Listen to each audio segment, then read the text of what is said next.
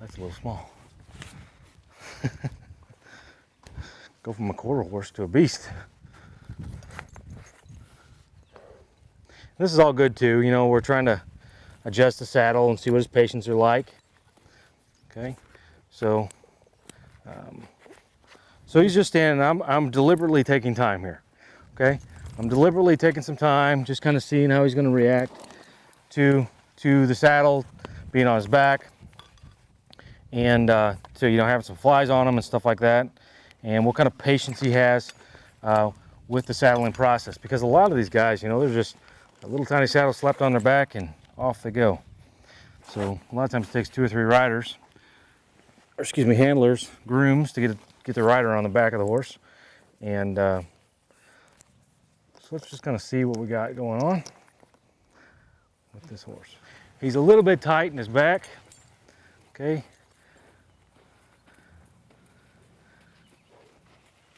It's a lot more leather than he's probably had on his back in a long time. Now what I don't want to do with this horse, and some people are likely to do that, is just to turn him loose and see if he bucks. Well, if he has never bucked in his life before, and we go ahead and let him do it with a new saddle on his back, he's just learned how to buck. So that's not one of those real important things. That is one of those real important things we don't want to have to do with that horse. I'm going to give you the bridle, and you can bridle him up. I'll swap you out. Okay. Again, I'm doing the observation here. It's always good to have a friend with you, and let that friend, you know, if he's a competent person, being able to ride the horse and all that kind of good stuff. All right, the next thing we're gonna do once we get the horse saddled is actually get on the horse. Now, I got a mounting block out here for Troy, so he can get on the horse a little bit easier because he is so tall. Go ahead and step on him.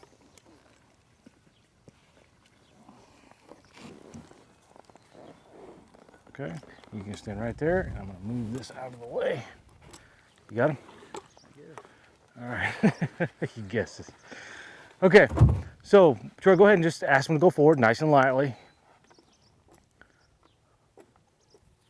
Okay, this is what it should look like. He should just simply walk off. You shouldn't have no problems with him at all. Okay, and he should just kind of walk real nicely.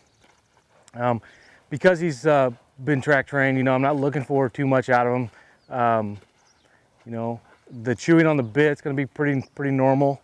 The head up high is going to be pretty normal. All right, and so Troy, just take him over to that rail again, and we'll just start with our basic controls real quick and see how he does. Okay, ask him to stop right there. Now what he's doing right there is throwing his head up. He's kind of bracing into the bit. That's all going to be a pretty normal thing for him to do at this point. I'm not going to fault him for it, and it's something I'm expecting to see out of him anyways. All right, go ahead. Okay.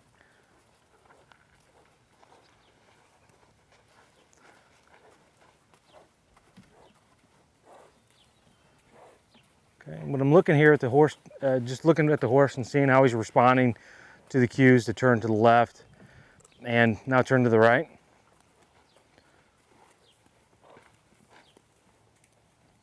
And here I'm looking to see again if he's turning to the right, is he comfortable on the right? Is he comfortable with Troy on his back? Okay, all the head shaking, all that kind of stuff. Could be flies, it could be another behavioral problem. If you see this in your horse, a horse that you're trying to buy, all right, I would probably say you're going to have some work on your hands. You're going to have to be working through your basic controls, a lot of basic control, a lot of lightness, a lot of rhythm, okay? Probably a lot of line. And so these are the things I'm going to be looking for in the horse. You know, making sure the horse, things I'm looking to basically say no to is that the horse, we got on the horse and he immediately started bucking, rearing, okay, bolting on him, those type of behaviors. I'm just going to say, no, thank you. I don't need this horse. I don't need that kind of work. So let's just go find a horse that's more suitable for that person, that rider. But for me, this horse is really doing pretty much what I expect him to do, and everything I'd be looking for. So we're going to continue working and looking at this behavioral issues he's kind of showing us, whether they're good or bad, and we'll do that after break. So you guys stick around.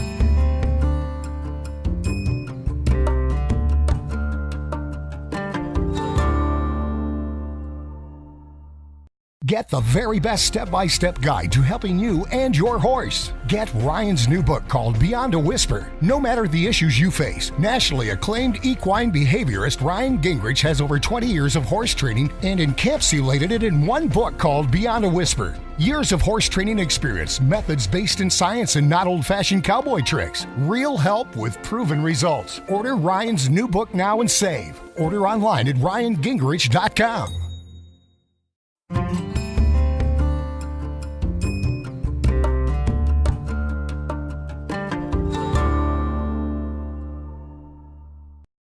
Does your horse spook or jump at nearly everything? Stop that spooky, nervous behavior today.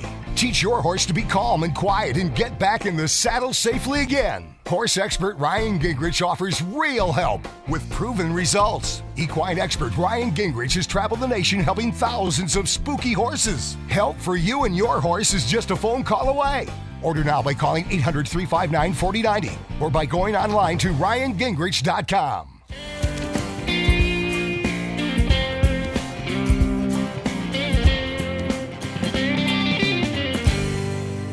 Welcome back. You know, we've had a real fun time looking at this horse and just evaluating his behaviors to see if this is the type of horse that I want to be able to purchase. And I think at this point it is.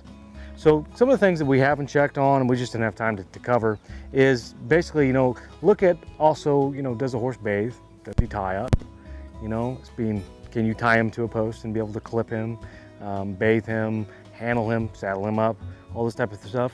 The other things you're going to need to also look at is what's your intended use for this horse? You know, what are the things that you intend to use this horse for? Whether it be barrels or jumping or reining or cutting or whatever your discipline is, trail riding, okay? Look at that specific discipline and say, is this horse suitable for that discipline? Some horses are, some horses aren't. Every horse can do everything, but some horses really excel at it, okay? So, you know, there's also on my website, if you go to my website, and again, it's ryangingerich.com, we're going to have there for you, free of charge, basically a form that you can download, print off, and use as a checklist for next time you go buy a horse. So I hope you guys have enjoyed this. You know, this is going to be a great horse for us, and eventually you probably will see him on our website for sale. So until next time, guys, I'm Ryan Gingerich Behaviors. You guys be safe, have fun.